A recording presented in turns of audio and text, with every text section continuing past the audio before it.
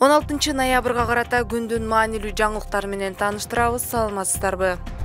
УКМК кызматкерлери Назар Ньюс басылмасынын башкы редактору Гүлжан Шерипбаеваны кармап кетишти.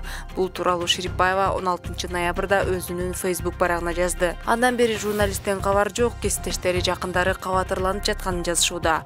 Ошондой эле УКМК Шерипбаеванын кармалганы тууралуу кабарлай элек.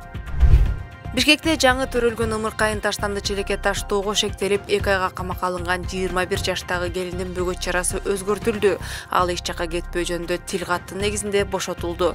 Сот мындай чечимди октябрь ИИБнин тергөөчүсү шектүү медициналык мекемеде дарыланып жатканын айтып, анын бөгөт чарасын өзгөртүү тууралуу өтүнүч бергенден кийин 14 ноябрда кабыл алды. 8 ноябрда саат 23:30 чамасында Түштүк 2 кичи районундагы Элебаев көчөсүндө жайгашкан таштанды челектердин биринен жаңы төрөлгөн ымыркай табылган. Бул боюнча Октябрь райондук милициясы эненин жаңы төрөлгөн баласын өлтүрүүгө аракет кылуу беренеси менен кылмыш ишин козгоп, тиешелүү экспертиза дайындалган. Шаардык милиция 11 ноябрда жаңы төрөлгөн ымыркайдын 21 жаштагы апасы кармалып, Бишкек шаардык ички иштер башкармалыгынын убактылуу кармоочу жайына киргизилгенин билдирген. Кийин шектүү 11 январга чейин камакка алынганы белгилүү болгон. Социалдык камсыздандыруу министрлиги 15 ноябрда таштандыдан табылган ымыркайды таянесине берүү каралып жатканын билдирди.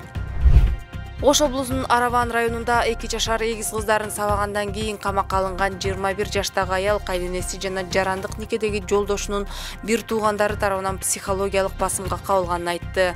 Бул тууралуу 16 ноябрда Акыйкатчы институтунан билдиришти. Шектүү кайын журтунун басымынан улам ызаланып, ачуусун эгиз кыздарынан чыгарып жүргөнүн жана кайненеси балдарына зомбулук көрсөтүп келгенин белгиледи. Алар мени ар дайым кемсинтип, психологиялык кысым көрсөтүштү. Кыздарымды төшөккө заара ушатып жатат деп доомат коюшчу. Кайненем кыздарымды сабап, алардын денесине ийне сайгылап кордоп келген деп билдирди аял. Акыйкатчы институту 21 жаштагы аял ата-энесинен эрте ажырап, чоң энесинин колунда өскөнүн, биринчи жолдошунан ажырашкандан кийин атасынын карындашы аны үйүнө киргизбей койгонун маалымдады. Мектепти 9-класска чейин окуп, кийин окуусун уланткан эмес. 18 жашка чыкканда турмушка чыгып, эгиз кыздуу болгон. Кийин жолдошу менен ажырашып кетип, балдары менен атасынын үйүнө кайтып келген. Бирок ажырашып келген атасынын 5 балалуу карындашы анын үйүнө кирип алып, кызды киргизбей койгон. Аял андан кийин никеге туруп, жолдошунун туугандарынын үйүндө жашап калган. Бирок кайын журту анын кыздарын кабыл алган эмес деп айтылат Акыйкатчынын билдирүүсүндө. Акыйкатчы институтунун өкүлдөрү аялдын айткан версиясын текшерүү үчүн тиешелүү органдарга билдирме жөнөттү. Аны менен катар укук коргоо органдарынын маалыматына караганда, кармалган аялдын жарандык никедеги жолдошунун апасына жана анын карындашына соттук психиатриялык экспертиза дайындалды. Акыйкатчы укук коргоо жана прокуратура органдарына кайрылып, кыздардын укугун коргоону камсыздоого чакырды. Күндүн маанилүү окуялары менен таанышып туруу үчүн бул коңгуроону басып, YouTube каналыбызга катталсаңыз болот. Ош шаарында буга чейин 4 жолу соттолгон 28 жаштагы Коён Каймана аттуу Майрамбек Низамов дагы 2 кылмышка шектелип кармалды. Шектүү 18 октябрда 28 жаштагы тургундун 27 000 АКШ долларына бааланган Lexus үлгүсүндөгү унаасын алып, акчасын 31 октябрда берүүнү убадалаган.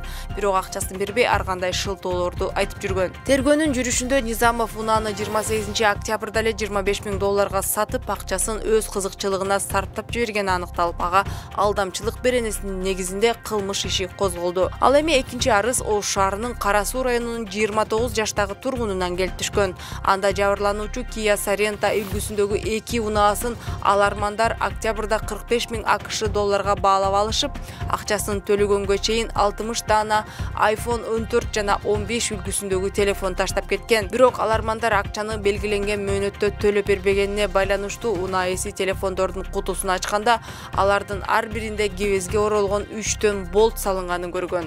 Аталган кылмыш ишке шектүү катары 21 жаштагы аял кармалган. Аны менен катар буга Майрамбек Низамовдун жана башка бир нече адамдын тиешеси бар экени аныкталган. Учурда териштирүү иштери уланып жатат. Низамов үстүбүздөгү жылы эле укук коргоо кызматкерлери тарабынан бир нече жолу кармалып, соттор тарабынан үй камагына чыгарылган. Уюшкан кылмыштуу топтун мүчөсү 2015 жылдан бери 4 жолу соттолгон. Кыргызстандыктарды чет өлкөгө ишке орноштуруу максатында мыйзамсыз жөнөткөн каналга бөгөт коюлду. Бул тууралуу 15 ноябрда Бишкек шаардык милициясынан кабарлашты. Маалыматта 9 ноябрда Бишкек шейбинин экстремизмге жана мыйзамсыз миграцияга каршы аракеттенүү кызматына мамлекеттик орган тарабынан берилген тиешелүү уруксат кагазы жок фирмалар Кыргызстандын жарандарын чет өлкөдө мыйзамсыз ишке орноштуруу кызматын көрсөтүп жатканы тууралуу маалымат түшкөн айтылат. Тергөө иштеринин жүрүшүндө мыйзамсыз иш алып барган 3 ишкана аныкталып, алардын 26 жаштагы жана 37 жаштагы директорлору кармалган. Буга чейин үстүбүздөгү жылдын июнь айында Германияга жумушка жиберүүнү убадалап, тургундарды алдаган 26 жана 21 жаштагы шектүүлөр кармалган болчу. ИИМ чет өлкөдөгү жеке ишке орноштуруу агенттиктерине кайрылууда сак болууну жана ишке орноштуруу боюнча кызмат көрсөтүүгө лицензиянын болушуна көңүл бурууну эскертет. Дагы башка жаңылыктар менен кененирээк таанышуу үчүн клубдун Telegram каналына катталсаңыз болот. Шилтеме видеонун баяндоосунда. Ош облусуна караштуу Өзгөн шаарынын мэри Дамир Моңолдоров маркум Кримтөөл Камчы Көлбаевдин уюшкан кылмыштуу тобуна тиешеси бар деген шек менен кармалды.